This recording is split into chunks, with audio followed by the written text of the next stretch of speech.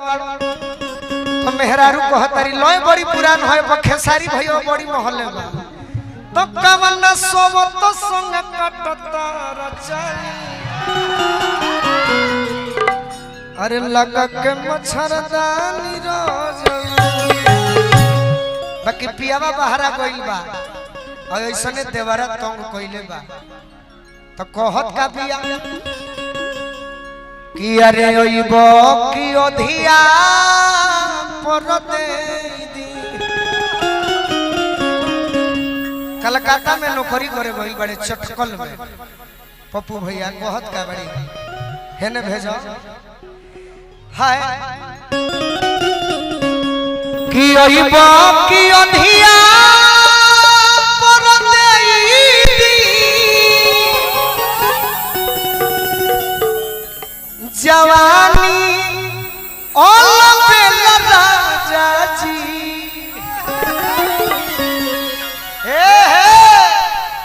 कि अधिया पर खाली कन्या बनस दे दी आ तीनों जानी तीन कोना पर ही हो कि अरे अधिया पर दे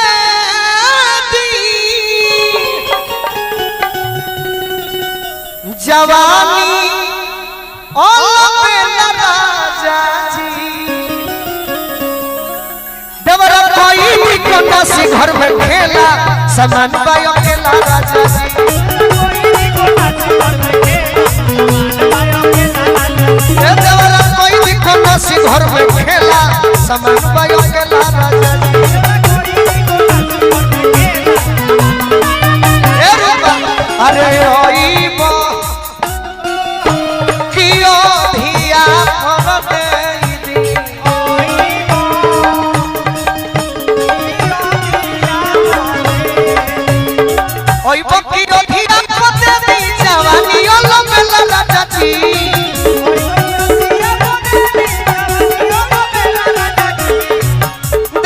घर में खेला समान बायो खेला राजा जी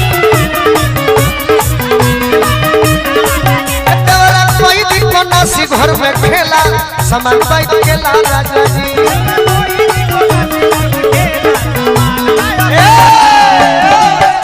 ना ना ऊपर से बनवा ना हो ऊपर से बनवा गिर गइले हमारा राजा जी के गोड़वा टूट गइले ही ना हो कहत ओरिजिनल कहना तो कहबे मत करे जोगिंदर भैया हमनी के एकदम ओरिजिनल कहब जा कहत दिया मेहरा रुलय तो चढ़ली जवानी हमार ओ सही फफा सपिया कलकत्ता में बाड़ो ए चढ़ली जवानी हमार ओ सही फफा सपिया कलकत्ता में कि चढ़ली जवानी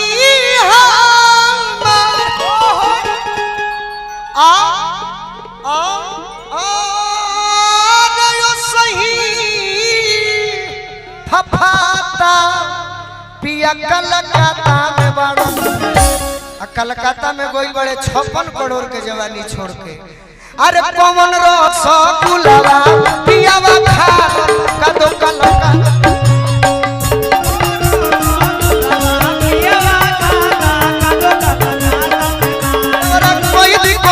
घर में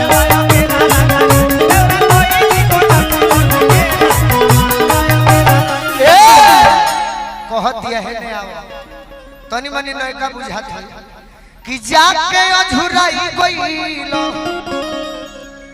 हे सवतिन सकावना अरे चूल्ही होई तू अछिया रोज खोजती अलवना कि जाके अझुराई गइल कलाकार के तरी ना कहे ना ना कलाकार के तरी ना कहे हालांकि भोजपुरी के भाषा हो बाकी तनी निमन ना लगे हाय हाय कि जाके अझुराई गइल हे सवती सकावना आर चूल्ही होई तू अछिया रोज खोजती कहती मेहरारू कि तू बाहरा जब से गई बड़ा तो हमार दहिया कि यही जा जवान दहिया खोजतिया हाजीपुरी ना हो सिंगापुरी के लड़ा जी तवरा कोई भी कोना सी घर में खेला समान बायो खेला तवरा कोई भी कोना सी घर में खेला समान बा अकेला राजा जी ऊपर से आहा नवा कराई बोर भीम सिंह जी आई हमारा रूप हाथा से हर बाबू जी आम के चटनिया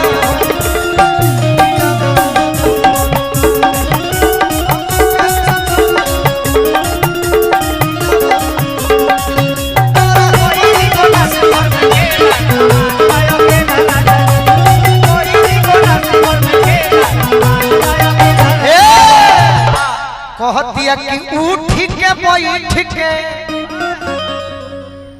रात जाग के बिताई आओ ना तो ना ताहर मौग में धरा अरे उठी के बैठ के बोलो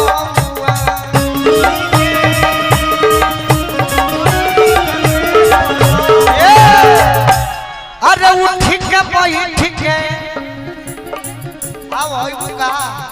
अरे उठ के बैठ के बोलो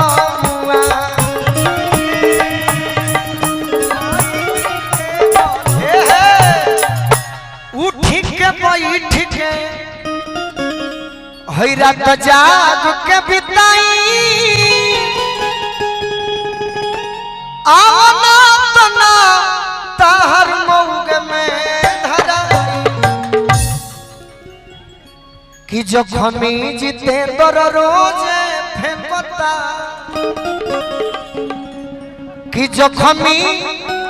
जितेंद्र रोज फेंकता हई गोलुआ देह पढ़ेला राजा जी उड़ जा देवरा कोई दी कोना सी घर में खेला समान बायो खेला राजा जी देवरा कोई दी कोना सी घर में खेला समान बायो खेला देवरा कोई दी कोना सी घर में खेला होय अब एगो भजन से अंत करिया आकाश बाबा मेरा हो गई भजन गा के बैठ